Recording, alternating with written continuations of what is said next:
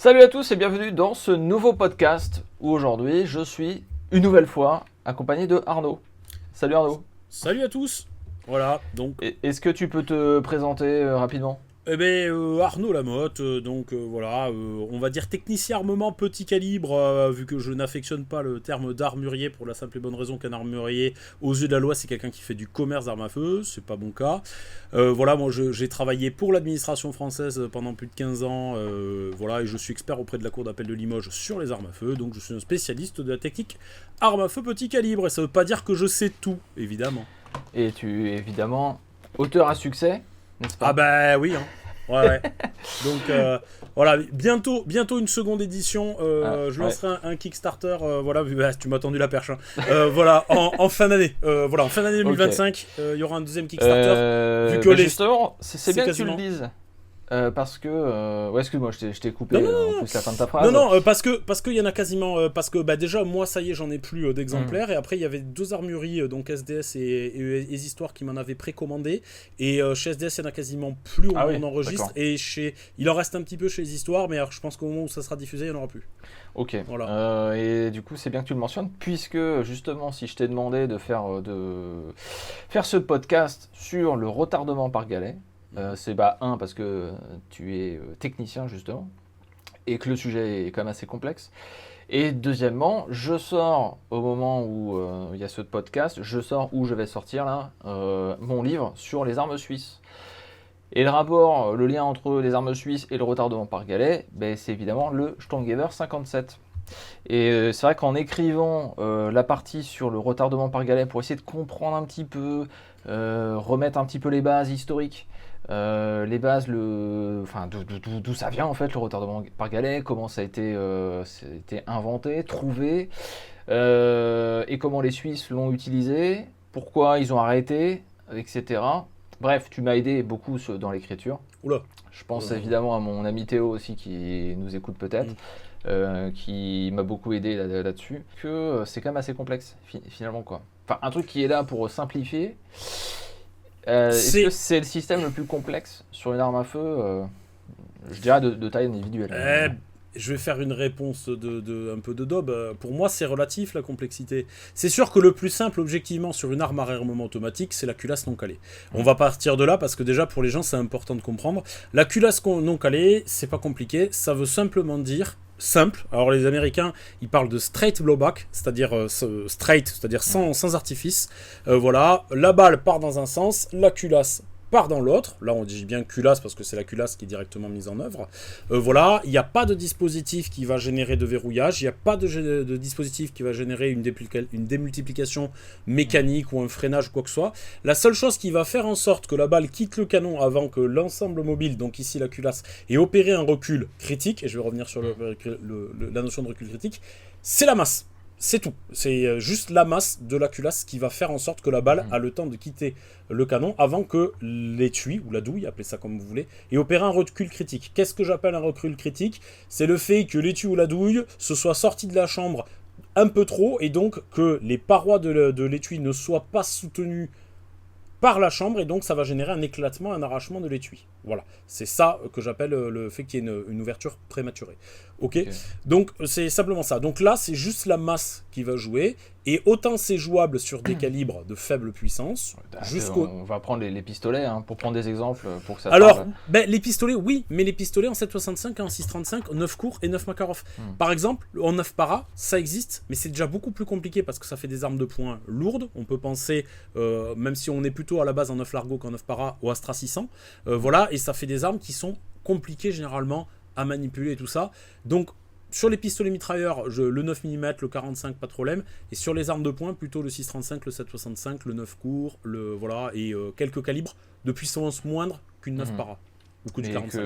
alors, et pourquoi du coup, question qui me vient comme ça, pourquoi on ne peut pas utiliser donc ce système sur des cartouches 5,56, 308, un truc On, qui est extrêmement simple. on peut, mais en fait, ça ne devient pas viable dans la mesure où en fait, on va se retrouver avec une arme qui dispose d'un ensemble mobile qui est beaucoup trop lourd. Et Mhm. donc, le fait que l'ensemble mobile va être trop lourd, ça va générer une masse totale de l'arme qui est déjà lourde. Et ensuite, il faut bien comprendre que la masse mobile en mouvement dans l'arme va induire le comportement de l'arme au tir. Donc si on a quelque chose de très lourd qui se balade très vite à l'intérieur de l'arme, on a une arme qui recule énormément. Oui, je fais très bien le recul. Ouais. Voilà. Voilà. Pour imager, c'est bien ce que tu parles de l'ensemble mobile, c'est bien communément la culasse. Tout n'importe quel pistolet mitrailleur. Je fais ça parce que l'ensemble mobile... Mais c'est pour que ça parle à tout le monde. Voilà. La culasse, c'est vraiment la partie qui va faire l'obturation du canon sur sa partie arrière. L'ensemble mobile, c'est toutes les pièces qui sont liées à la culasse dans des systèmes plus complexes, qui peuvent être les empreintes gaz ou les systèmes avec des multiplications comme on a sur les galets ou les leviers, dont on va parler là. Mais du coup, si on prend par exemple une culasse de Sten, donc MAT 49... MP40, je sais pas si ça marche, elle est un peu différente. Quel est le poids? En gros, est-ce qu'on peut se dire qu'il y a un rapport ou une équation mathématique qui met en rapport entre la puissance de la cartouche et la masse qu'il faut pour faire contenir j'allais dire la pression. Alors, je sais pas, c'est quoi? C'est c'est permettre à la balle de sortir du canon avant que la douille, qui elle aussi dans un système à culasse non calée recule, n'opère un recul critique. C'est vraiment ça l'idée. La masse à peu près, on va dire sur ces trucs-là, on est en fonction des modèles que j'ai pesés, on est entre 600 et 800 grammes pour du 9 para. Voilà. Et 600 grammes, je crois qu'on est dans les plus légers. J'ai pas toutes les données en tête des mesures que j'ai faites, mais on est dans quelque chose comme ça. Et si du coup on devait faire en test pour du 308, oui. C'est quoi? Il y a un rapport, comment dire, l'échelle est juste différente, c'est exponentiel, quel est le rapport en fait? Si on devait faire une culasse en 308, enfin un ensemble mobile en 308, il ferait quoi? 5 kg, 10 kg? Alors, alors là, la question, elle est, on va dire, elle est théorique parce que ça n'a pas été fait. De toute manière, plus d'1 kilo, c'est absolument certain. Voilà. Là, je viens de regarder la Sten. J'ai regardé parce que du coup, j'ai des fichiers où j'ai fait des mesures. La Sten, on a 627 grammes pour une culasse de Sten. Donc voilà. Et le 9 para, c'est vraiment très peu puissant si on le compare à du 308. Voilà. À mon avis, on est largement supérieur au kilo. Enfin, c'est même sûr qu'on est supérieur au kilo. Et on est probablement supérieur au kilo et demi, voire 2 kilos. C'est vraiment pas déconnant sur ce type de calibre. La question est de savoir, normalement, ce qu'on va compenser, c'est la quantité de mouvement. Donc, normalement, ça devrait être proportionnel. Voilà, donc ça devrait être un produit en croix, en fait, le calcul. Okay. Sauf que je vais me garder de faire on va dire, des énoncés aussi simplistes. Parce que l'histoire de l'armement est faite de découvertes et d'études empiriques. C'est-à-dire où on va tester des choses pour voir si ça fonctionne. Et si c'était aussi simple que ça, que d'en parler comme ça entre la poire et le dessert, les gens ne se seraient pas cassés les couilles à fabriquer des armes comme ils les ont fabriquées. Mais en tout cas, une chose est sûre, quelque part, j'ai envie de dire, peu importe, le poids est de toute manière trop élevé pour que ce soit rationnel dans une arme aussi bien individuelle, c'est-à-dire portée et mise en œuvre uniquement par un seul combattant, que collective, c'est-à-dire portée par des combattants et mise en œuvre par un groupe de combattants. Honnêtement, c'est peu rationnel. Donc si on parle de ça, justement, c'est intéressant, c'est l'origine en fait du retardement par galet. Alors toi, tu n'es peut-être pas fan de ce terme-là déjà, retardement par galet. Alors, oui. Mais bon, on va peut-être en parler après. J'allais dire, si tu veux, je peux expliquer pourquoi je ne suis pas fan. Ouais. Mais attends, dans ce cas-là, on va d'abord reprendre la genèse un peu, quand même, du retardement par galet. J'en ai déjà parlé beaucoup dans ma vidéo sur le HKG3, mais bon, j'ai le sentiment d'avoir un peu survolé le sujet, parce que c'est assez complexe. Mais en tout cas, ça démarre durant la Seconde Guerre mondiale, chez Mauser. À notre connaissance. Ouais. Oui. En tout cas, c'est relaté la source la plus viable, ou en tout cas que toi et moi avons lu, c'est le bouquin Le Collector's Grade sur le roller delay. Ouais. Voilà, donc moi j'ai lu les bonnes pages parce que j'ai pas eu la chance d'avoir le bouquin sous la main, mais donc du coup j'ai eu, on va dire quand j'ai eu quelques pages, voilà, j'ai lu notamment sur la partie de la genèse de ça, et notamment de ce qui est raconté par Karl Mayer, qui était un mathématicien qui travaillait chez Moser, et qui est la source de beaucoup de renseignements qu'on a sur comment ça s'est passé à cette période-là. Et c'est vrai que c'est la seule source, par contre c'est ça qui est un peu, donc pour remettre, Karl Mayer est un mathématicien. Ouais. Physicien, mathématicien, je crois. Alors, il est présenté tour à tour physicien, mathématicien, en fonction des ouvrages dans lesquels il est mentionné. Ouais, je m'excuse pour ça. Mais en tout cas, c'est intéressant de comprendre que ce retardement par Gallet a été. Alors, bon, on va en parler, mais là-bas, c'est quand même des maths. Complètement, mais ce sont des calculs. C'est de la physique, et la physique, le cœur de la physique, c'est les mathématiques. Mais c'est vrai que c'est le seul à relater dans le bouquin, on lit ses notes, et qu'il a peut-être écrit dans les années 70, je sais plus, un peu plus tard. On n'a pas forcément, alors en plus, je crois que c'est peut-être Vorgrimler après, ils sont pas d'accord, qui a vraiment inventé le truc ou quoi. Et exactement, ils vont se tirer la couverture. Ouais, c'est ça. Après, il y a comment ça s'appelle ? Après, il y a des certitudes. La certitude, c'est que la découverte, elle est hasardeuse. Ça, c'est une certitude, parce que donc, et tu me corriges par rapport, les Allemands, en fin de compte, on était, donc pendant la Seconde Guerre mondiale, les Allemands étaient à la recherche on va dire, de produire un système fiable et économique à faire, avec un système d'emprunt de gaz qui réutilisait donc globalement pour un fusil G43, on va dire modernisé, à la fois le piston du G43 qui est un piston de SVT-40, et ils étaient en train de travailler pour utiliser le verrouillage, et on parle bien de verrouillage, de la MG42. Le verrouillage de la MG42, comment est-il ? C'est en fin de compte 2 galets qui possèdent 4 points d'appui, vu qu'en fin de compte, quand on regarde un galet d'MG42, tu mettras, je pense, une photo en post-production. Quand on regarde un galet d'MG42, il y a une partie large et il y a des parties fines. Et en fin de compte, les verrouillages, ils se font au-dessus et en dessous de la partie large étant la partie de mise en œuvre. Parce qu'une MG42, c'est verrouillé et ça fonctionne par court-recul du canon. C'est-à-dire, quand on tire, l'ensemble canon-ensemble mobile recule solidairement tout en étant verrouillé le temps que la balle quitte le canon. Quand la balle quitte le canon, les galets vont être rétractés à l'intérieur de la tête de culasse, ce qui va faire en sorte que de en haut et en dessous de chaque côté, on va désolidariser les galets de la tête du canon, et donc ça va ouvrir la tête de culasse. Ça va déverrouiller la tête de culasse et permettre l'ouverture, extraction, éjection, etc. Donc les Allemands essayent de faire un portage comme ça avec un système emprunt de gaz donc au lieu d'avoir un court recul du canon qui était un système très plébiscité par les Allemands, ils aimaient beaucoup ça, ils n'étaient pas très habitués à l'emprunt de gaz. On en a déjà parlé dans la vidéo qu'on a fait sur FG42 et Sturmgewehr 44. Tout à fait, voilà, et donc ils mettent ce système-là, et en fin de compte, quand ils font des essais, ils se rendent compte d'une chose, c'est que de temps en temps, il y a un cycle. Alors le cycle, c'est ouverture-fermeture avec la phase extraction-éjection, qui est extrêmement brutal et qui ne correspond pas à on va dire, à leur desiderata, mais ça marche quand même. Donc ils font la constatation du problème et ils réalisent, à partir de ce moment-là, Thomas, je parle sous ton contrôle, qu'il réalise un tir dans une position de culasse qui est demi-ouverte. Et il réalise que malgré tout, ça fonctionne, mais ça fonctionne pas de la manière dont il l'escompte. Et c'est là qu'il faut intervenir Karl Mayer pour modéliser le système qu'il trouve.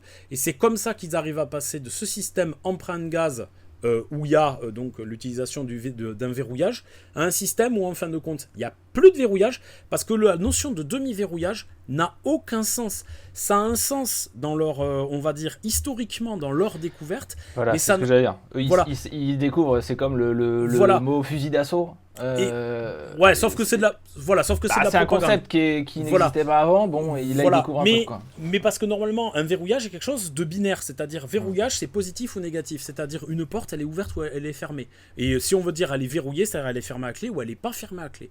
Et là, en fait, le truc, ça correspond bien à l'appellation demi. Verrouillage correspond au fait que c'est une demi-position, c'est une liberté de langage qu'ils prennent, que les Allemands vont utiliser. Alors c'est Half, je sais pas quoi en allemand, ouais, on va pas se lancer dans l'allemand, il sera écrit à l'écran, voilà.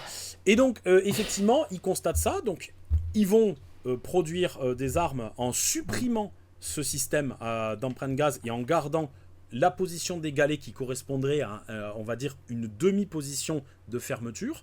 Et ils vont développer, et ça va être notamment très utile pour avoir ça sur des armes en calibre intermédiaire. Et donc, la première arme qui va être, on va dire, qui va être la plus aboutie chez Moser sur les essais là-dessus, c'est la Gerhardt 06H, parce qu'il y a la Gerhardt 06 tout court qui fonctionne avec un mix emprunt de gaz et verrouillage par galet. La H, elle fonctionne qu'avec ce système à galet non verrouillé. et ça deviendra le Stromgewehr 45, dont on connaît, je crois, 6 exemplaires. C'est vraiment très peu. Et là, effectivement, pourquoi j'aime pas le terme? Parce que c'est le bon moment, je pense. Donc, je n'aime pas le terme demi-verrouillage parce qu'il induit en erreur dans la compréhension. Et le terme retard par galet, en fait, le terme retard, c'est pas qui me dérange le plus, c'est que tous les systèmes sont des systèmes qui visent à retarder l'ouverture. Tous. Culasse non calée, empreinte gaz, tous y retardent.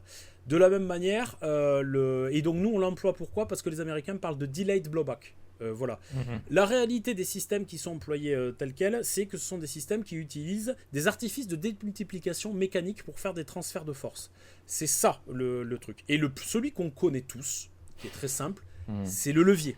Donc un levier, on connaît le principe, on a un pivot, on a une masse à soulever, on a une grande tige. Si on prend la grande tige et qu'on la met sur le pivot, tu pourras mettre éventuellement des inserts, et qu'on a, on a après le pivot un très long bâton, c'est dedans. C'est dedans, voilà. On a une démultiplication qui est rapport à la longueur du pivot. Mais si on est un peu débile, ou qu'on veut faire l'inverse, c'est-à-dire qu'on met la masse à soulever et qu'on la met très loin sur le bâton et que le pivot est très près de la partie qu'on actionne, on a exactement l'effet inverse, on démultiplie l'effort à fournir. Et en fin de compte, ça, une première fois, ça avait été découvert et utilisé par un inventeur hongrois qui s'appelle Pál Királyi et qui va faire un système à levier qui est très proche de celui qu'on connaît nous sur les AA52 et sur le FAMAS. Voilà. Et ce qu'on va avoir sur les systèmes à galets, c'est exactement la même chose, sauf qu'en fin de compte, la démultiplication, au lieu de se faire par le biais d'une longueur de levier, elle va se faire par des rapports d'angle sur un galet. Voilà. Alors justement, c'est ça qui est intéressant, et j'ai pas du tout abordé cette chose-là dans ma vidéo sur le HKG3, mais justement, les galets sont contenus dans des enfoncements du boîtier, mais justement, il y a cet angle du boîtier, de la cavité des galets, c'est pas le terme technique, mais bon, voilà, qui est hyper importante. Les galets, ce qu'il faut comprendre au tir de ce qui va se passer à l'intérieur de l'arme, c'est que la poussée de l'étui va être répercutée de la façon suivante. L'étui, bon, moi je préfère le terme nouille, mais je sais que tu préfères le terme étui, donc je m'adapte. L'étui, il va venir pousser la tête de culasse. La tête de culasse, elle va venir appuyer sur les galets. Les galets, ils vont prendre appui sur le boîtier de l'arme, sur des coins. Et sur le boîtier de l'arme, ça va venir, ensuite les galets, ils vont venir pousser une pièce qu'on appelle la masse additionnelle. Et le nom, il est important, parce que son but, c'est d'être lourd, d'avoir de la masse.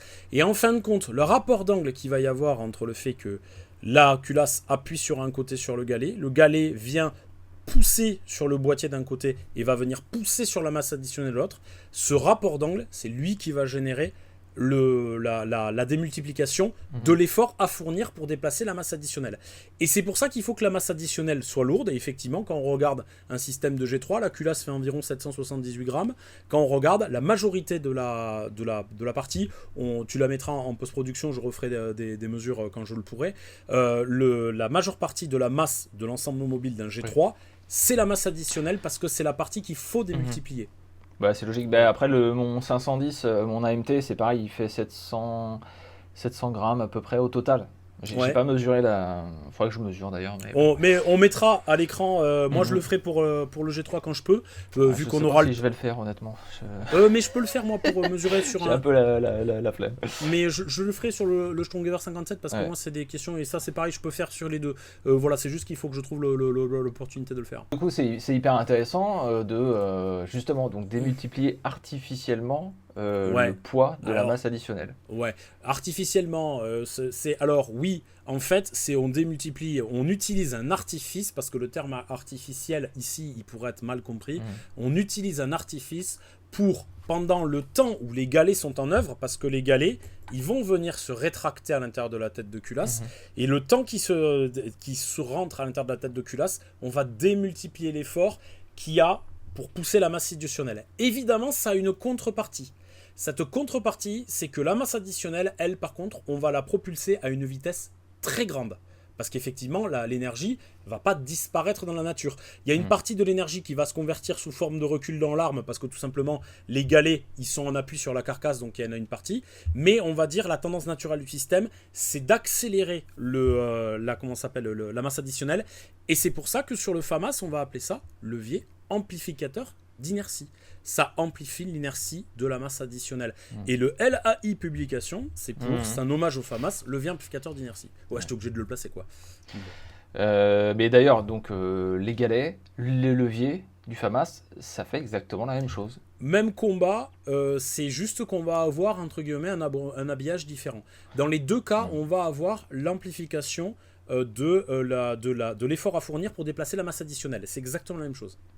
Mais est-ce qu'il y en a un qui serait meilleur ou plus intéressant ou... Alors, non, mon général. Dans le FAMAS, ça a l'air vachement plus compact, mais... Alors, non. Alors, dans le FAMAS, le fait que ça soit plus compact, c'est lié à deux choses. Je l'ai dit, l'inconvénient du système, je suis désolé, là je vais partir un peu loin. L'inconvénient du système, c'est qu'on va avoir une vitesse de déplacement de la masse additionnelle qui va être très importante.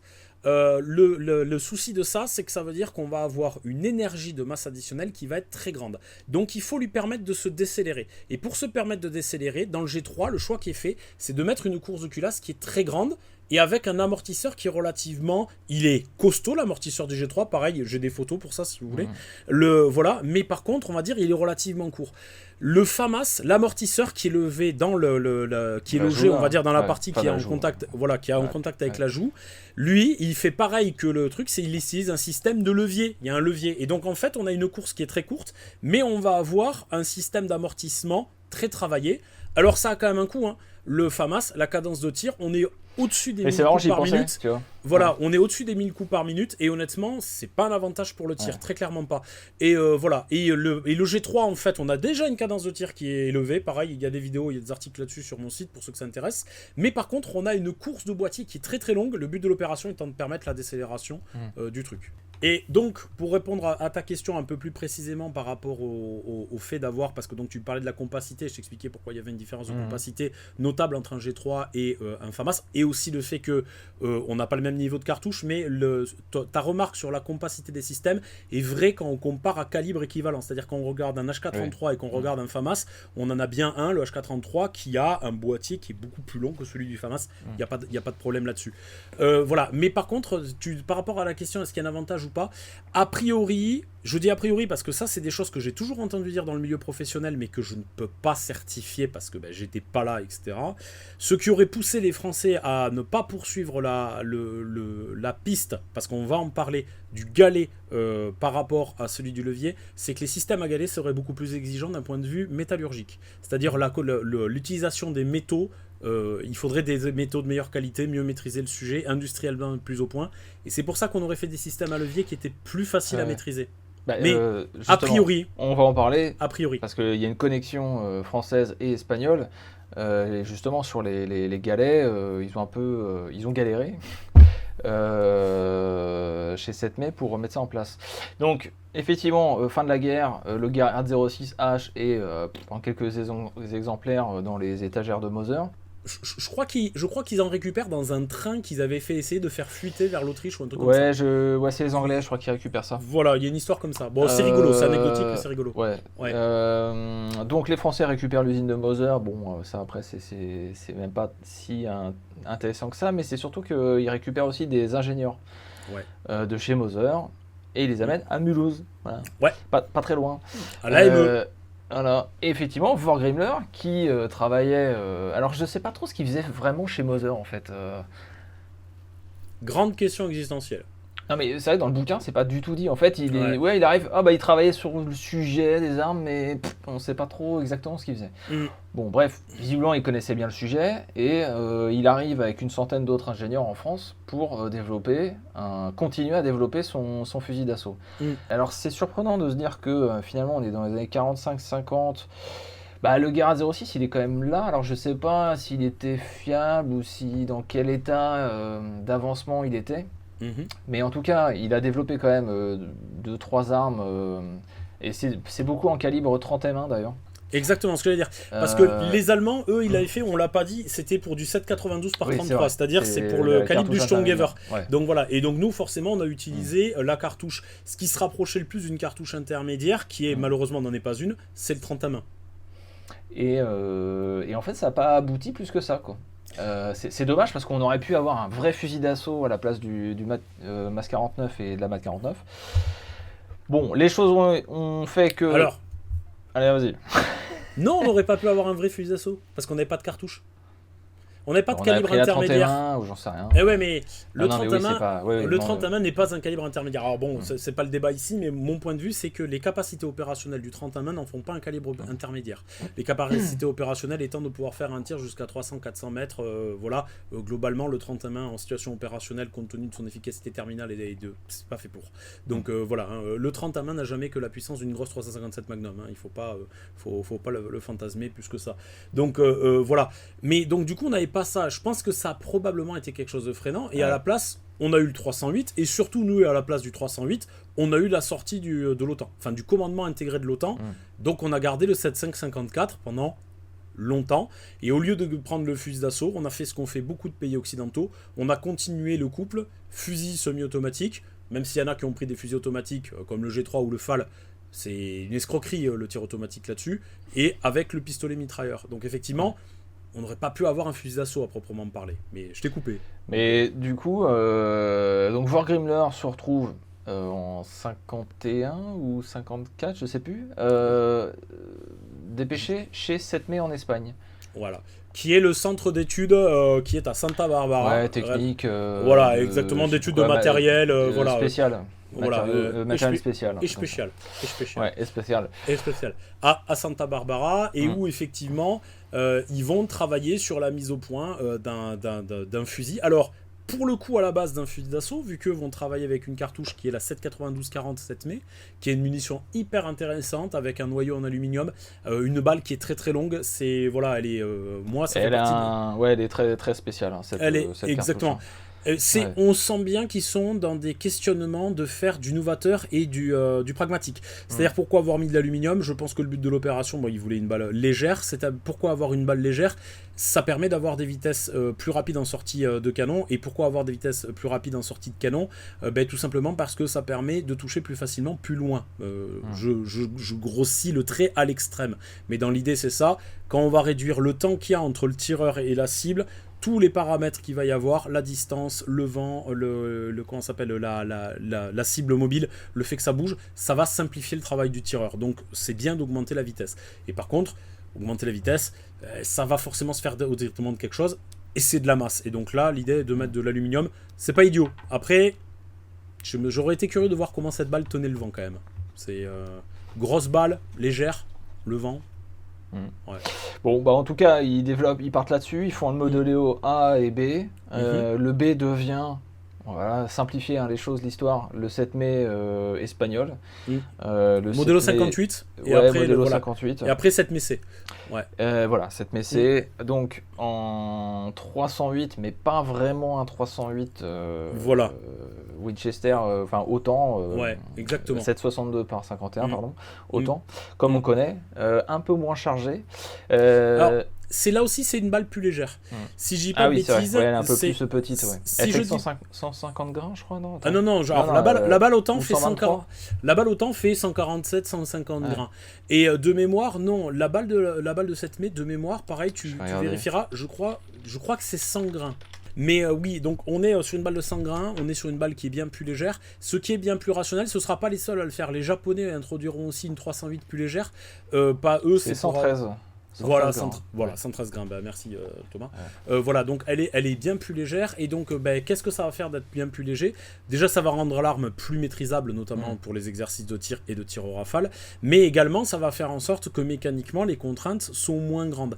Et en fin de compte, le 7 MSC, il va permettre, on va tirer cette munition-là qui sera sa munition de base, et ça sera moins destructeur pour l'arme que la munition de 7,62 autant de 147 grains, qui va détruire l'arme assez rapidement, Alors même un G3, la durée de vie d'un G3, c'est pas ouf. Hein. On parle de 5-6 000 coups, je crois. Donc c'est pas... Ouais, ça m'hallucine, je trouve. Alors, je trouve c'est pas fou, beaucoup, mais... c'est pas beaucoup, mais faut bien comprendre une chose, c'est qu'on a perdu une chose de vue, c'est que une arme de guerre, c'est un objet de consommation. C'est-à-dire ça va se consommer à la guerre. Là, on le voit bien, ça fait partie des choses que la guerre en Ukraine nous rappelle, c'est que le matériel au combat ne vit pas tant que ça. On va pas avoir, on va dire, une utilisation de se dire, c'est pas la peine d'y aller avec une Volvo qui fait 1 million de kilomètres, hein. Ça sert à rien. Voilà. Et là, c'est un petit peu la même chose. Par contre, c'était des armes qui étaient faites massivement en tôle emboutie, qui était la technologie phare de la production de masse à l'époque. C'était des armes pas chères, et ça se fabriquait vite, ça se fabriquait pas cher, et c'était des armes de bonne qualité quant à leur, on va dire, leur capacité opérationnelle. Ouais. Mais bon, c'est vrai qu'il y a tout un aspect aussi fabrication de la tôle emboutie. Fallait que ça apparaisse en Espagne, ils n'avaient pas forcément les compétences aussi. D'où les contraintes que tu expliquais sur le boîtier du 762 version OTAN qui est plus péchu. Les Espagnols, eux, alors ils sont restés dans leur calibre. Et si j'ai bien suivi, ils avaient en plus une MG3 ou MG42 là, version moderne. Ils ont une mitrailleuse en 308 aussi. Hein. Oui. Mais alors ils avaient donc le calibre, le 762-51 autant d'un côté pour leur mitrailleuse, et ils conservaient pour leur 7 mai C le 762 moins péchu quoi. Ouais. Un peu. C'est un peu dommage d'avoir de quasiment la même munition, mais. Mais ça aussi, c'est un travers moderniste de croire que un calibre, toutes les munitions sont interchangeables. Pendant la Seconde Guerre mondiale, il y avait les 8 mm de Moser Aviation n'étaient pas les mêmes que les 8 mm de Fantassin. Ils tiraient pas les mêmes cartouches. Il y avait la bande verte, pareil, je ne veux pas écorcher l'allemand, pour ces mitrailleuses d'aviation, qui était plus chargée. Un calibre, c'est un ensemble dimensionnel. Une munition, c'est un ensemble, c'est un chargement entre une balle, de la poudre, un étui, une amorce. On peut avoir pour un calibre plein de munitions différentes, et ça c'est pareil, c'est un truc qu'il faut se sortir de la tête, parce que là on le mentionne pour ça, mais on peut le mentionner aussi pour les pistolets mitrailleurs, hein. Il y avait pendant la Seconde Guerre mondiale pour les Allemands des munitions PA et des munitions PM, hein, pour les pistolets mitrailleurs. C'est marqué dessus, hein, Nurfur Maschinen Pistol, et donc en fait, c'est pas nouveau, et logistiquement, aujourd'hui ça nous paraît compliqué, mais à l'époque c'était parfaitement acceptable. Ok. Donc, Vorgrimler est chez 7 mai. D'ailleurs, il y a un autre gars, là, comment il s'appelle, qui était par contre un haut responsable politique allemand qui bossait sur les armes automatiques. J'ai plus son nom. Bon, je le pas non mettrai. plus. Ouais. Bref, ils se retrouvent tous là-bas. Et puis, finalement, 7 mai s'intéresse à la Bundeswehr. Alors, c'est pas la Bundeswehr, c'est je sais plus, les gardes frontières allemands, parce que la Bundeswehr n'existe pas vraiment encore à ce moment-là. Elle n'est pas recréée. Qui cherche une nouvelle arme. Et qui, dans un premier temps, va acheter du FAL. Qui n'a rien à voir avec un G3. Je dis ça comme ça. Ouais, pardon. Ouais, voilà. On a vu quelqu'un en commentaire dire qu'un G3 c'était la copie d'un FAL. Je sais pas comment on peut dire ça. Hein. Bref. Voilà. Donc c'est 100 000 exemplaires quand même, hein, pas rien. Mais 7 mai vient et est intéressé pour vendre son concept, son 7 mai modèle C là, aux Allemands. Via Hank Fischer en Hollande. Ah ouais, alors c'est vrai qu'il y a toute une. Il y a la connexion hollandaise. Absolument pas, j'en ai pas tout parlé dans la vidéo, mais il y a un truc un peu compliqué. Voilà, alors c'est pas hyper intéressant, ça va intéresser on va dire des hyper spécialistes du sujet. Mais c'est juste pour expliquer que c'est compliqué, on est dans un contexte qui est particulier, qui est celui de la guerre froide, avec c'est vraiment. L'Allemagne, au lendemain de la Seconde Guerre mondiale, n'était pas forcément destinée. Nous, on a dynamité l'usine de chez Moser. On a pillé l'usine de Zella-Mélis de chez Walter.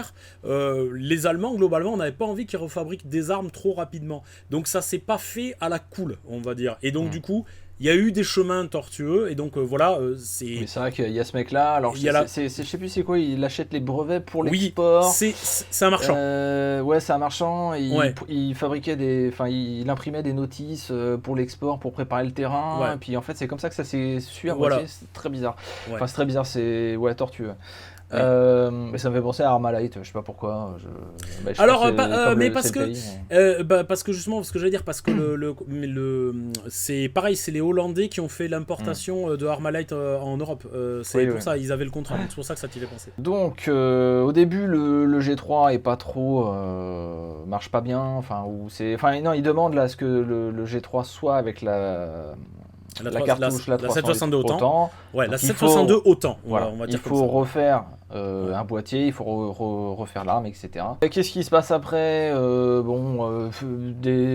sais plus, une année ou deux plus tard, il redéveloppe un nouveau truc et ça y est, le G3 est adopté. Enfin, pour vraiment synthétiser à fond Ouais, de toute manière, l'histoire. t'as fait une vidéo sur le J'ai G3. fait l'histoire Voilà. du G3. Voilà. Et de toute façon, ce qui Ouais. nous intéresse, c'est vraiment le retardement. Donc Mm. finalement, sur le terrain, l'armée allemande avait 4 armes à tester.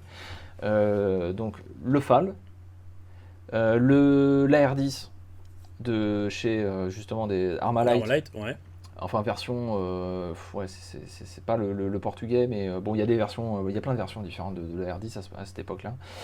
Le STG-57, ou plutôt l'AM-55, enfin bref, on va résumer en disant le STG-57 suisse, qui fonctionne du coup pareil, par retardement par galet. Et justement le G3, enfin le 7 mai quoi, qui fonctionne aussi par retardement par galet. Donc sur 4 armes, il y en a 2 qui fonctionnent par retardement par galet. Bon, ils adoptent le G3 parce qu'ils voulaient aussi produire sur leur territoire.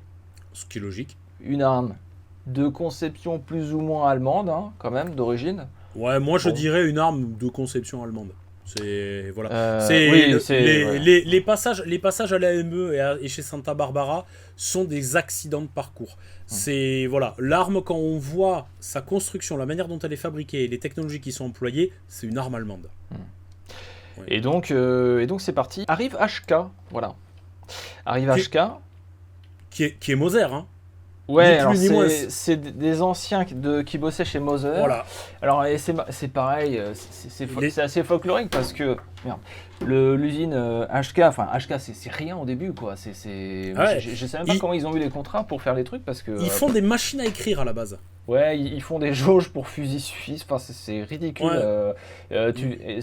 Dans le bouquin, ils montrent des photos, ils ont utilisé un ancien camp de travail de la Seconde Guerre mondiale, c'est leur usine en fait, c'est basé là-dessus. Tout ça, tu te dis putain, HK, c'est devenu aujourd'hui, et ce que c'était genre en 1950, ça n'a absolument rien à voir. Ouais. Et donc voilà, HK à fond sur le retardement par galet quoi. Bah oui, ils vont développer tout le système autour de ça.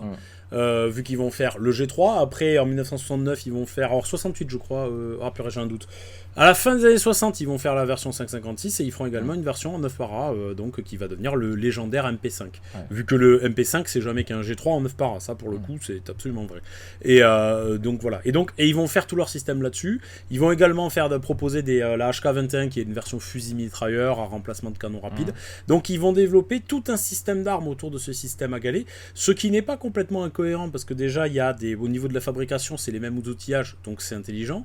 Et ensuite au niveau de l'instruction pour le fantassin, quand il y a des similitudes, tout simplement c'est très simple. C'est-à-dire le fantassin quand il sait travailler avec un G3, il sait travailler avec un HK33 en 556 et il sait travailler avec un MP5. C'est exactement les mêmes manips, les mêmes démontages. Les variations sont principalement dimensionnelles et parfois il y a quelques variantes à l'intérieur des armes. Mais c'est mineur. La question c'est du coup, effectivement, ils ont fait toutes leurs armes, tout leur système d'armes là-dessus, sur le retardement par galet. Ça a l'air, en fait, sur le papier, le retardement par galet a l'air vraiment très très bien. Puisque donc l'avantage, c'est qu'on se passe d'un piston quand même. Mais en fait, la question c'est se passer d'un piston, mais pourquoi faire? Et là, on va... J'allais dire alléger un peu l'arme peut-être, tu vois, l'équilibre. Non. Alors. Et puis c'est cher à nettoyer. On va... Ben justement, alors là pour le coup non, parce que s'il y a bien un truc que les systèmes à galets sont, c'est chiant à nettoyer. Et parce que ça pour le coup, on a voilà, alors on n'a pas encore. C'est marrant, moi ça me dérange pas du tout mon AMT.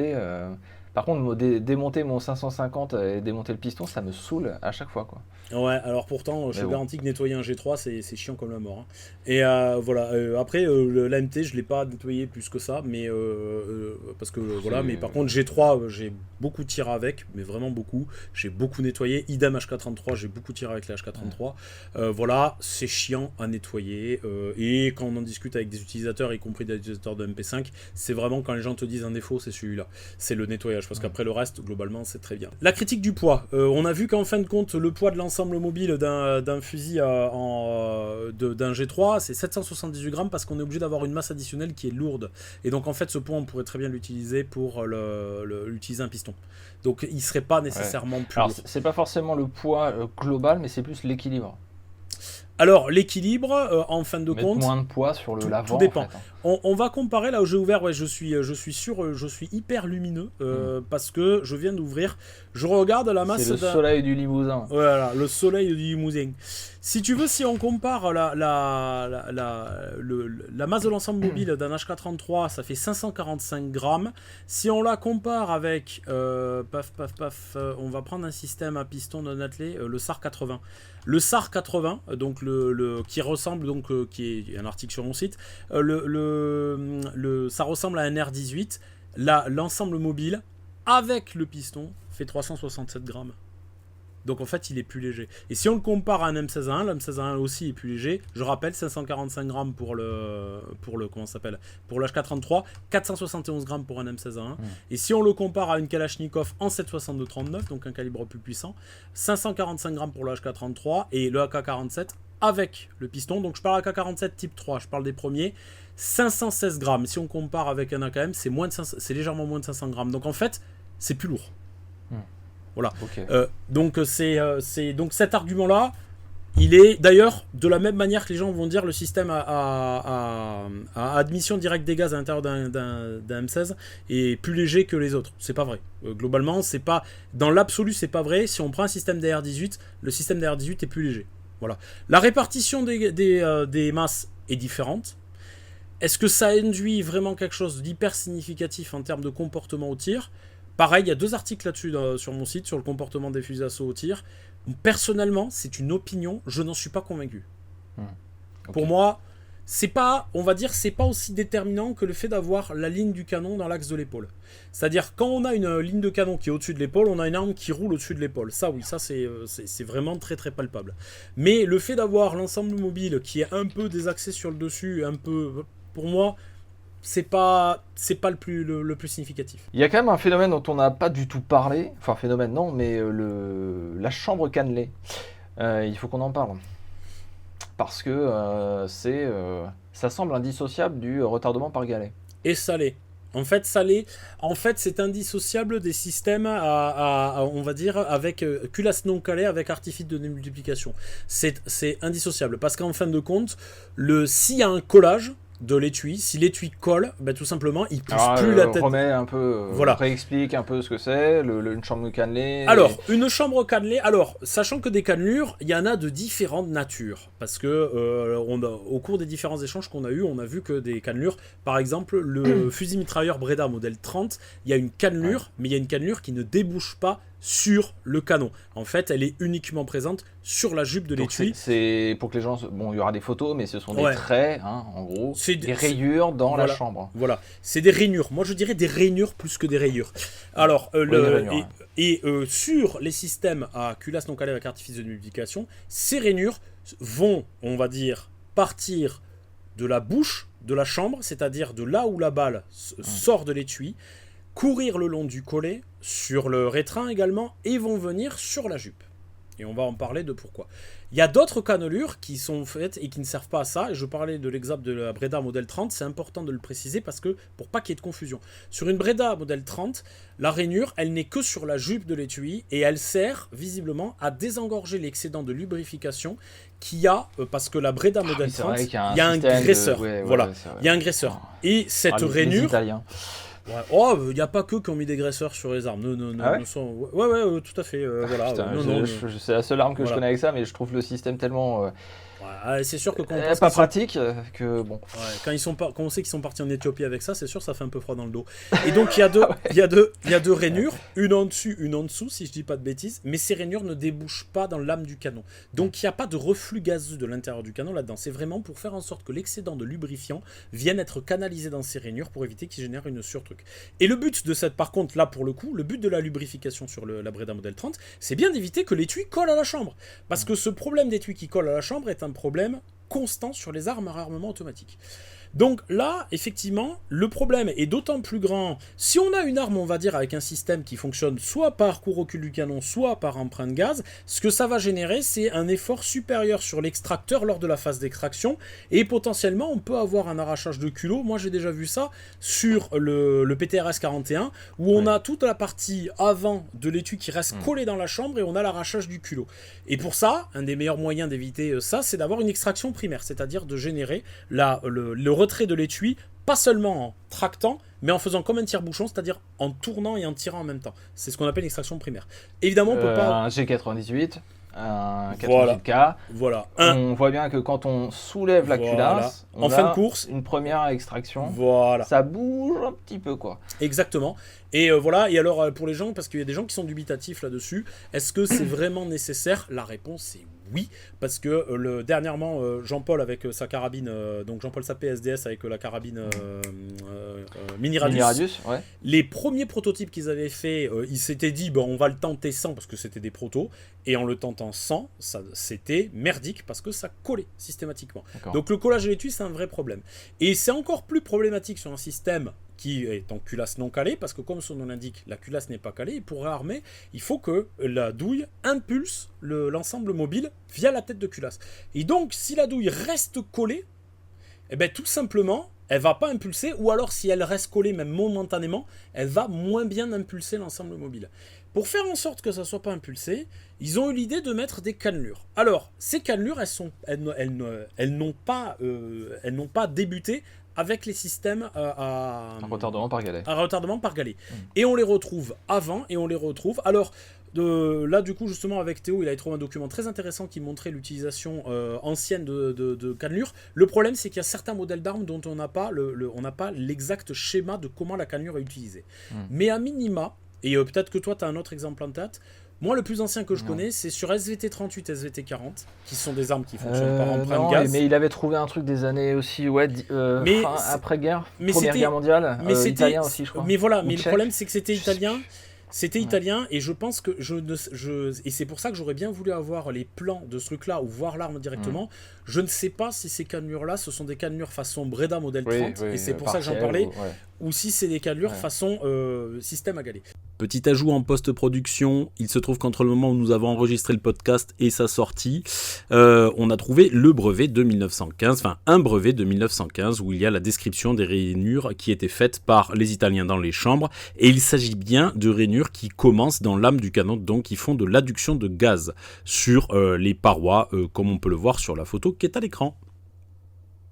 En tout cas, une chose est sûre, sur les SVT 38 et SVT 40 russes, on a bien des cannelures comme ça. Alors, elles ne courent pas sur toute la jupe, elles vont venir jusqu'à la fin du collet. C'est collé. Je sais plus c'est collé ou épaulement. On mettra une photo. Voilà. Et là, le principe est le suivant. Alors, il y a plusieurs écoles de pensée concernant ça. Moi, l'école de pensée que j'en ai, c'est ce qui m'a été expliqué en stage chez HK. J'ai fait dans ma carrière, j'ai fait un stage chez HK, j'ai fait d'autres stages après, Canon Dignité. Et évidemment, Nono, il est arrivé avec ses questions, sachant que j'étais pas du tout en stage pour les systèmes G3, mais évidemment, moi, quand on me met à la mecque du système à galet, je pose des questions sur le système à galet.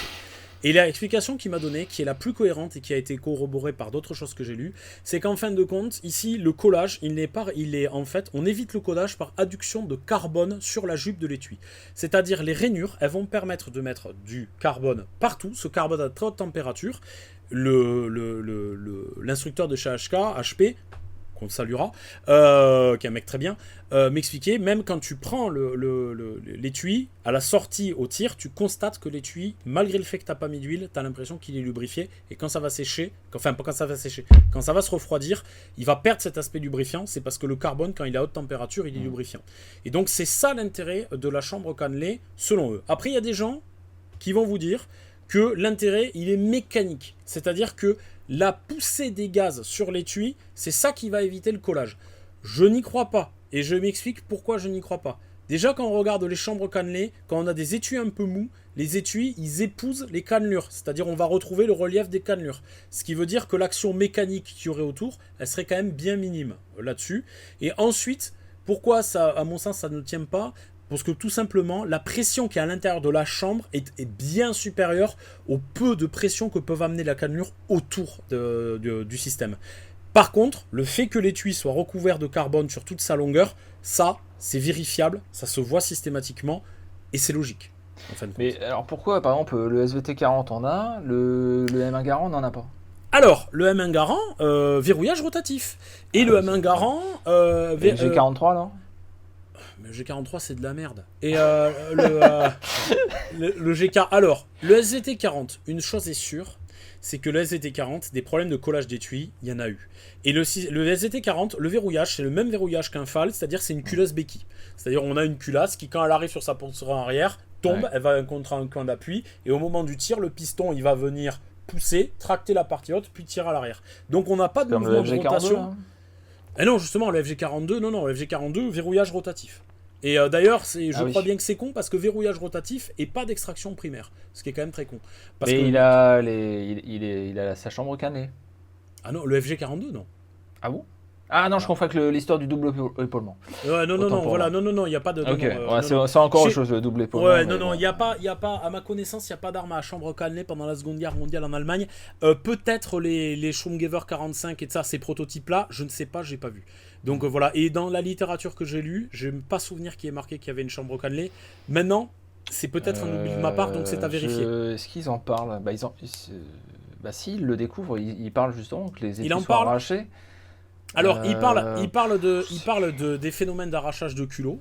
Ça, je sais qu'ils en parlent. Est-ce qu'ils le solutionnent, eux, par le bien de lubrification d'étui pour solutionner le problème? Ça, je m'en souviens. C'est dans le bouquin sur les roller delay de chez Collector Grade. Ça, il parle bien de lubrification. Mais j'ai un trou de mémoire, m'en voulez pas. J'ai pas relu tous les bouquins. Surtout, comme je disais, le bouquin sur les roller delay, malheureusement, je l'ai pas. Et je ne sais pas si c'est très, très difficile à trouver et très très cher. Voilà, ouais. C'est un peu le problème, malheureusement, de la littérature. Voilà, c'est d'ailleurs pour ça que LAI Publication, c'était un site internet, c'était pour que ça soit accessible. Voilà, désolé, c'est facile, donc je le fais. Voilà, mais donc, je sais pas s'il l'avait solutionné comme ça. Une chose est sûre, c'est qu'ils le connaissaient parce que les Allemands, ils avaient étudié les SVT38 et SVT40. Donc c'est pas impossible qu'ils l'utilisaient. Et par contre, je crois que les Allemands les utilisaient, les chambres cannelées, sur des canons d'aviation. Je me demande si sur les je sais, il me semble qu'il y a un canon d'aviation. C'est pareil, justement à la fin, ils ont fait la MG45, alors MG45V je crois, qui était en retardement par galet. Alors, est-ce que les chambres sont cannelées aussi là-dedans? Je sais pas. Alors, admettons que c'est vraisemblable et que les Allemands sans doute connaissaient la solution. On va dire, je ne sais pas si elles étaient cannelées. Voilà. En tout cas, ça fait le parallèle avec la Suisse, justement. Puisque si les Suisses sont partis dans les années 50 avec le retardement par galet, c'est parce qu'ils avaient récupéré les plans de ces MG45. Et alors c'est très drôle parce que l'histoire c'est que c'est un athlète olympique qui est venu s'entraîner en Suisse et il en a profité pour revendre à SIG les plans de MG45 quoi. Les fameux blueprints. Et ça a marché. Et n'empêche que en très peu de temps ils ont réussi à développer une arme fonctionnant par retardement par galet et tirant le 7.5 la GP11 quoi. Et ce sera la MG51 avant le Schumgewehr 57. Il y a la MG51 effectivement. Non attends. Non, qu'est-ce que je dis? MG51 non, elle fonctionne par retardement. Verrouillage, pardon. La MG51 est par verrouillage. C'est vraiment une MG42. Voilà, le spécialiste des armes suisses, il est là. Là, les armes d'épaule. Voilà. Et je me suis pas plongé sur les mitrailleuses. Et entendons-nous bien ici, quand on parle de spécialistes, on n'a pas dit qu'on était omniscient et qu'on savait tout. On disait que je suis expert. Bon, bah, Et je fais des travaux universitaires. Voilà, oh, le trolling, excellent. Et certains auront la ref. Et donc Ouais. voilà, et donc le. Non, Ça mais. te déstabilise un petit peu. De quoi? Ah bah oui, complètement, bah, tout à fait. Bah, voilà. Non, parce que justement, moi j'étais en train de dire j'ai dit là tout à l'heure, on a enregistré celui sur les chargeurs à peu près en même temps.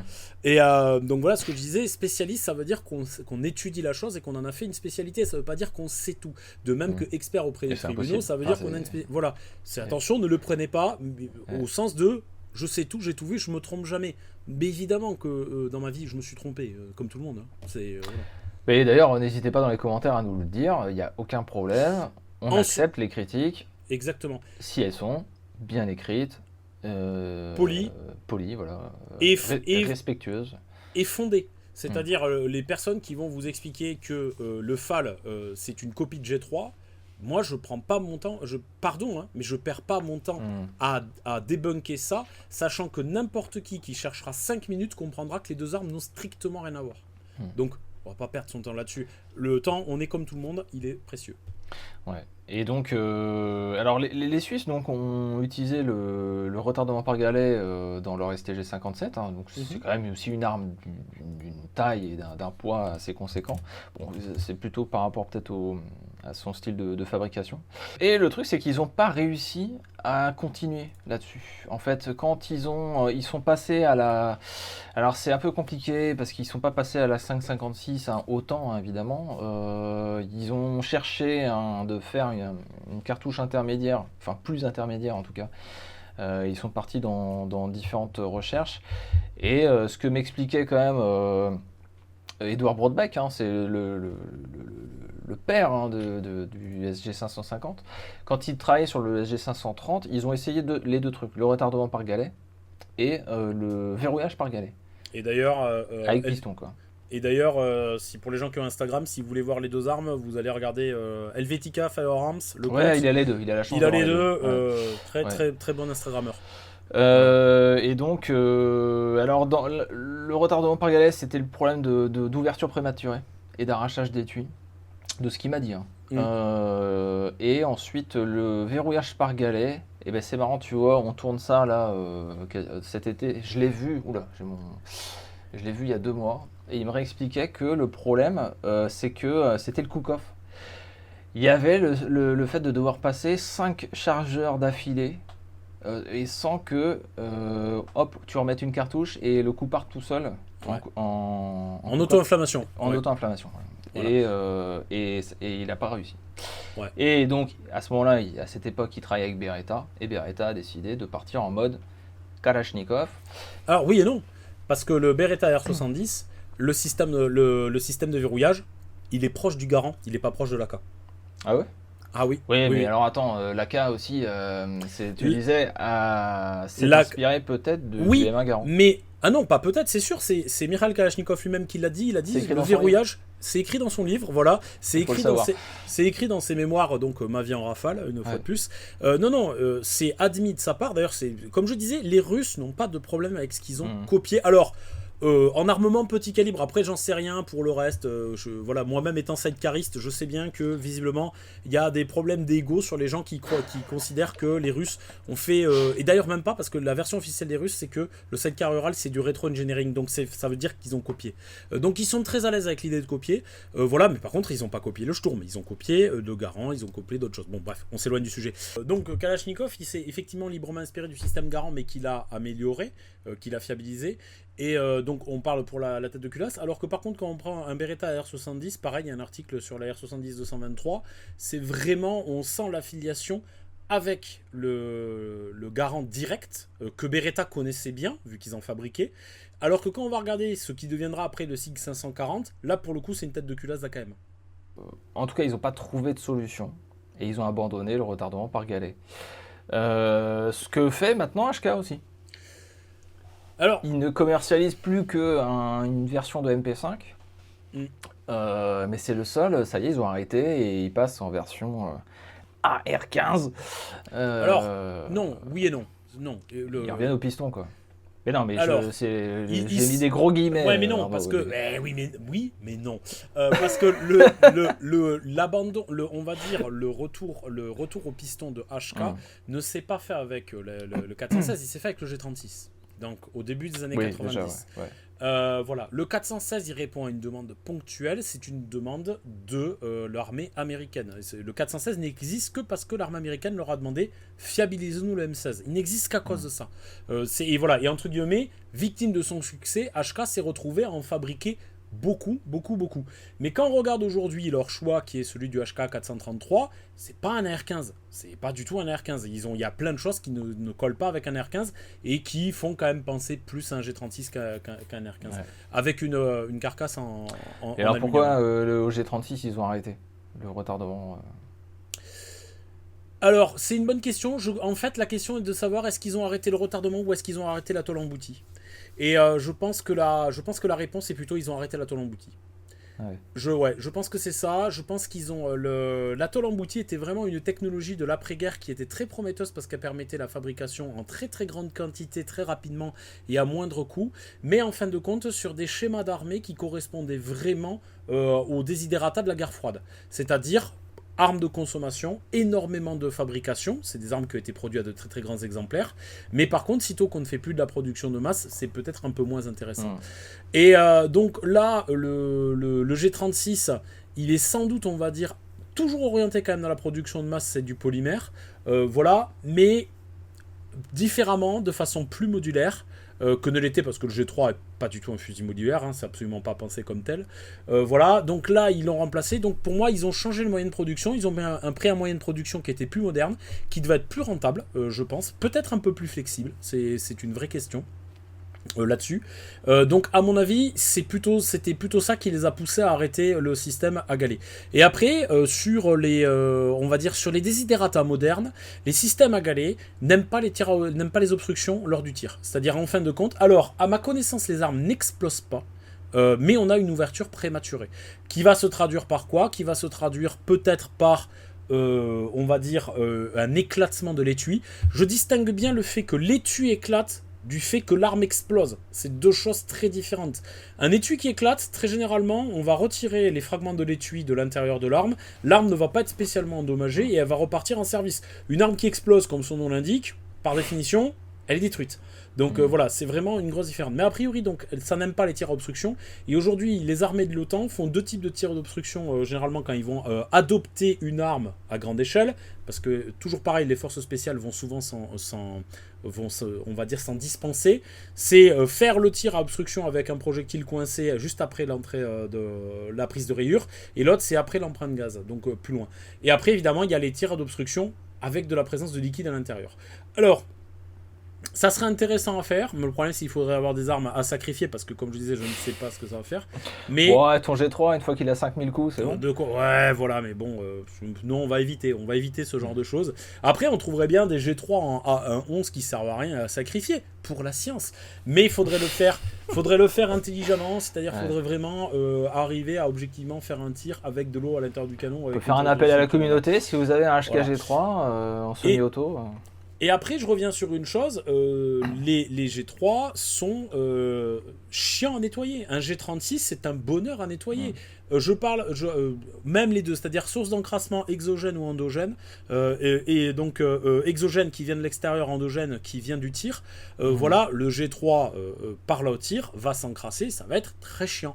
Un G36 par le tir, l'encrassement il est contingencé au niveau du piston, le piston est très bien fait, donc du coup on a vraiment, il y a de l'encrassement, faut nettoyer, attention, mais globalement par rapport à ce que c'est que de nettoyer un G3, il n'y a pas photo, un G36 ou même un 416, c'est bien plus simple à nettoyer. Donc voilà, c'est pour ça le piston en fait, si tu veux, pour revenir là-dessus, je sais que c'est une question qu'on a déjà abordée ensemble hors live, c'est pourquoi les Allemands se sont engouffrés là-dedans alors qu'ils auraient pu faire du piston. Je crois que c'est culturel. Je crois qu'il ne faut pas chercher une autre explication par rapport à ça. C'est-à-dire, eux, le piston est un truc qui ne leur plaît pas depuis le départ. On voit que quand ils font en 1941, ils sont quand même très, entre guillemets, ils sont très en retard sur l'empreinte gaz. Quand ils commencent à faire un fusil semi-automatique, ils veulent pas percer les canons et ils me font donc ce qu'on appelle des gas traps sur les G41 Walther et Moser. Ça ne leur plaît pas.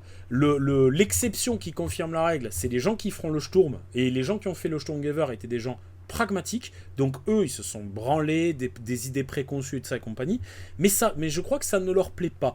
Donc eux se sont dit, plutôt que de faire du piston, on va faire un système avec une poussée directe de l'étui sur la culasse. Je pense que simplement c'est culturel.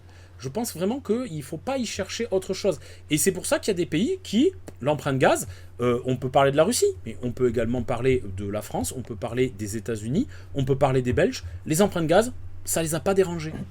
J'ai une petite question quand même aussi, c'est l'emploi des étuis acier ou laiton. Est-ce qu'il y a une incidence? Ah, évidemment. Non, mais je veux dire sur la fiabilité et de la chambre cannelée. Mais évidemment. Mais évidemment. Alors, là aussi... Mais c'est quoi le mieux du coup là? Le mieux, c'est ce qui coûte le moins cher, industriellement. Donc, le mieux... Aujourd'hui, c'est l'acier parce que le laiton coûte le laiton coûte plus cher. Après, dans le monde rêvé des gens où on a tout le pognon qu'on veut et de ça, le laiton pour les étuis, il a toutes les qualités voulues. C'est lubrifiant, ça s'oxyde pas aussi facilement que l'acier, ça s'oxyde évidemment mais pas aussi facilement, ça on va dire ça se dilate et ça se recontracte super bien, ça évacue de la chaleur tout plein. Tu parlais des phénomènes de Koukov, l'étui il va évacuer une partie de la chaleur de la chambre parce que lui il va sortir chaud. Voilà, donc les gens pourraient penser que c'est insignifiant, ça ne l'est pas en fait. C'est conducteur, tu veux dire quoi. Exactement, oui, ça permet d'évacuer de la température, donc cela ne l'est pas. Donc voilà, donc le laiton, il a plein d'avantages mécaniques, mais par contre, il a un inconvénient, c'est que le laiton, c'est du cuivre, principalement, et que le cuivre, ça coûte cher. Donc voilà. Et évidemment, tu me vois venir, hein, tu sais très bien ce que je veux dire. Faut vraiment avoir pas de culture d'armement pour dire que toutes les munitions sont interchangeables et se valent. Voilà. Parce qu'il y a un youtubeur célèbre américain qui a dit ça dans une de ses vidéos, que globalement, les munitions militaires, c'est la même chose que les munitions civiles, mais moins chères. Mais comment peut-on avoir travaillé un jour là-dedans et dire une bêtise pareille? C'est voilà, je suis outré. Voilà, quelle indignité. Voilà, donc non, effectivement, il va y avoir des incidences et c'est honteux. C'est honteux. Et donc voilà, mais évidemment, ça va avoir des incidences et effectivement, on a eu des accidents avec le FAMAS, parce que là, c'est bien finalement de ça qu'on parle en sous-texte. On a eu des accidents avec le FAMAS. J'avais pas ça en tête. Ah, t'avais pas? Moi, j'avais ça en tête. Mais... Voilà, on a eu des accidents avec le FAMAS avec des étuis laiton qu'on n'a pas eu avec des étuis acier. Parce que l'arme, elle a globalement... Alors, est-ce que l'arme, elle a été conçue autour de l'étui acier? Je dirais pas ça. Je dirais que la munition étui-acier F1A, elle a été pensée pour le FAMAS et qu'elle répondait aux exigences du FAMAS. Est-ce qu'on peut faire des munitions étui laiton qui répondent aux exigences du FAMAS? La réponse est oui. Il n'y a pas photo. Non, je pensais au fait que la carbonation et que le laiton allait mieux épouser justement les cannelures et que ça allait peut-être moins bien carboner autour et que l'extraction serait moins bonne en laiton qu'en acier ou je pense que l'étui acier ne bougera pas. Alors, là aussi, il faut bien comprendre une chose, c'est de ne pas on va dire, appréhender le fonctionnement d'une arme à feu sur un instantané. Les phénomènes prennent du temps. Ils sont longs, les phénomènes, et la dilatation de l'étui, le fait qu'il va se coller à la paroi complètement, va se passer après que, probablement, on va dire, le pic de dilatation et tout ça, va se passer quand il va y avoir le pic de pression. Le pic de pression, il va se produire quand? Le pic de pression, il va se produire au moment où la balle, globalement, je schématise, franchit la prise de rayure et qu'elle est à la moitié du franchissement de prise de rayure. C'est là où elle va opposer le plus de résistance, donc c'est là où la pression va monter le plus longtemps. Mais en fait... elle s'est décollée du collet de la munition depuis très longtemps et les gaz, ils sont déjà passés autour de la balle et ils sont déjà passés dans les cannelures. Donc en fait, il y a déjà de l'adduction de carbone par les cannelures avant que l'étui soit complètement collé. Ok. Et il y a un truc dont on n'a pas parlé, le double épaulement. Ouais, de la chambre. Alors ça, c'est un grand mystère. Faut visualiser qu'il y a un double épaulement dans la chambre et que si par exemple HK demande de faire le fameux HK slap et que par exemple même pour le STG 57 il faut bien lâcher la culasse pour bien que la cartouche soit lancée dans la chambre et que ça soit bien verrouillé et pas juste l'accompagner bêtement, c'est qu'il faut bien... Toutes les armes. Ouais. Ah d'accord. Bon, en tout cas là c'est qu'il y a un double épaulement. Est-ce que tu peux nous en parler un peu plus? Là, on va parler parce que quand on va parler, j'aime pas le terme de dédouble épaulement parce que on va parler de deux choses qui sont très différentes. Le double épaulement à l'intérieur d'une chambre, en fin de compte, on peut désigner plusieurs choses différentes. Quand on va parler dans les P08, il y a un anneau dans la chambre. Tu sais, il y a une partie de la chambre qui est plus fine que Je crois l'autre. que ça a été rajouté plus tard, je crois. Ça, a priori, cet épaulement-là, sur le... Il se trouve que j'en ai un là. Voilà. C'est pas très bien, là. mais Ouais. je viens de le recevoir par la poste. Cet épaulement-là, a priori, il était là pour des je raisons... l'ai, ouais. Ouais, il y est, oui, complètement. A priori, cet épaulement-là, il est justement pour faire en sorte qu'il y ait une meilleure étanchéité. Je dis a priori, parce que c'est pareil, ça, c'est des choses qu'on lit en littérature, mais pour avoir, on va dire, les trucs de l'époque, c'est compliqué. Et on le retrouverait également sur, par exemple, le FG42. Pareil, bon, c'est... pardon, mais c'est écrit dans mon livre. Et c'est documenté avec une photo dans mon livre, et ça, pour le coup, c'est le cas. Sur le Schwunggewehr 57, ce qu'il y a, c'est très différent. C'est en fin de compte, au niveau de l'épaulement de la cartouche, il y a un rétrain supplémentaire qui fait que lorsque la munition va rentrer en chambre, elle va arriver en contact à cette partie-là, et elle va s'écraser, la munition va se déformer à cet endroit-là. Cette déformation, quel est son but ? A priori, c'est d'éviter le rebond de l'ensemble mobile. Parce que ça, c'est un autre truc dont on n'a pas parlé. Mais quand on va taper de l'acier sur de l'acier, on va avoir un phénomène qui s'appelle le phénomène du rebond élastique. C'est-à-dire, en fin de compte, acier sur acier, l'acier va se compresser très faiblement, mais par contre avec une très grande violence, et donc du coup, il va faire, tac, il va se il va se compacter et se redécompacter, parce c'est un ressort, en fin de compte. C'est pour ça que quand on prend un marteau et qu'on tape sur une enclume, le marteau rebondit. C'est le phénomène du rebond élastique. Ça nous paraît... pour éviter ça, ouais. Voilà, et en fin de compte, le problème dans une arme automatique, c'est que si on a un phénomène de rebond élastique quand la culasse ferme, ça veut dire que potentiellement, notamment lors du tir automatique, on peut avoir un déclenchement du tir qui se fait avec un ensemble mobile qui n'est pas en position de fermeture complète. Donc on va chercher des dispositifs pour éviter les rebonds. Et a priori sur le Schwunggewehr 57, cet épaulement qu'il y a, pareil, alors tu mettras parce que ça fait une super photo, d'ailleurs que je vais remplacer dans le bouquin pour la seconde édition en utilisant ta photo, parce qu'elle est vraiment top. Voilà, et où on le voit bien ce truc là, et a priori là, pour éviter, on va amortir la fermeture de l'ensemble mobile en déformant la munition. Il y a d'autres systèmes. Sur un G3, on a de la poudre de tungstène à l'intérieur de l'ensemble mobile, donc de la masse additionnelle pour être exact, et cette poudre de tungstène, elle va venir se coller avec un décalage entre le moment où l'ensemble mobile tape et au moment où la poudre de tungstène arrive. Il y a un léger décalage et ça va venir empêcher c'est quoi le cette rebond. histoire de poudre là? C'est la poudre les gens qui ont... poussière, ouais, c'est de la poudre. Ah, alors ça j'en ai démonté sur un. Mais il y a une cavité dans l'ensemble mobile, oui, d'accord. Ouais, Okay. absolument. Et pareil, qui fait un mouvement comme de l'eau, quoi. Et sur le G36, je crois, je l'avais pesé. On doit avoir 95 grammes de poudre de tungstène. Je dois encore l'avoir parce que on a eu un jour de la casse sur comment ça s'appelle, sur un levier d'armement de G36. Et le levier d'armement du G36, il est porté par l'ensemble mobile. Donc du coup, comme la pièce partait à la poubelle, je l'ai percé, j'ai récupéré la poudre de tungstène pour la peser. Et voilà, c'est les avantages de travailler juste dans pour la peser, ouais. Voilà, exactement, c'est les avantages. Et puis bon, faut avoir quand même, je pense, un peu l'esprit tordu pour ça, mais bon, voilà. Ouais, et donc voilà, et de mémoire, je l'avais pesé, il devait y en avoir 95 grammes. Et là, c'est effectivement, c'est de la poudre. Et sinon, ce qu'on peut avoir, c'est des maslots, et c'est typiquement le système qu'on a dans le buffer voulant dire amortisseur de la R15, où on a ces petits segments en acier qui sont espacés par de la mousse et qui vont faire le même travail. Ils vont venir surplaquer avec un décalage par rapport à la mise en butée de l'ensemble mobile, et ce décalage va contrecarrer le phénomène de rebond. Mais l'arrière de l'ensemble mobile du STG 57 avec la pointe du ressort, a priori ça sert aussi à ça. Ça permet aussi de compenser. Alors il y a non seulement double épaulement dans la chambre, mais en plus il y a alors c'est acier contre acier, mais c'est pareil, alors j'allais dire ça s'emboîte, ça s'encastre. En fait, pareil pour les gens qui ont fait, alors parce que ce système avec la poudre de tungstène, les gens qui font de l'usinage, ils le connaissent bien, c'est le principe des massettes sans rebond. Quand on va dégauchir une pièce, on va utiliser une massette sans rebond pour taper, et c'est le principe, quand on tape, c'est très rigolo, parce que justement quand on a l'habitude de taper avec un marteau, ça rebondit, et quand on prend une massette sans rebond, c'est bluffant parce qu'on tape et ça reste collé, mais vraiment comme s'il y avait un truc, du velcro, quoi que ce soit qui avait collé. Et là, c'est le même principe. Et là, en fait, c'est un autre système que les gens qui font de l'usinage vont bien connaître, c'est le système d'emmanchement conique. En fin de compte, quand on a une utilisation, on va sur un tour mettre au bout pour percer, par exemple, dans l'axe avec un tour, on va avoir un emmanchement conique. Et en fin de compte, on va travailler sur l'élasticité du métal, mais au lieu de travailler en rebond comme ça, on va travailler sur un emmanchement conique. En fait, ça va se caler comme ça, et la compression du métal, tac, va faire en sorte que ça tient. Donc c'est le même principe en fin de compte. Mais là je sais pas depuis combien de temps on parle, mais c'est ça qui est paradoxal dans ce truc là de retardement par galet, c'est quand même complexe à comprendre. et en même temps, ça simplifie la production d'une arme. Je suis pas Enfin, la convaincu. fabrication. Mais moi, je suis pas convaincu. C'est pour Ah ça ouais. que tout à l'heure, je disais c'est culturel. Je suis pas Parce que- convaincu que ça Parce facilite qu'à la la base, c'est production pour ça que d'armes. les Allemands, ils partent là-dessus aussi, quoi. Moi, j'en reviens à ce que je disais. Ouais. Je pense que les Allemands partent là-dessus parce que c'est culturel.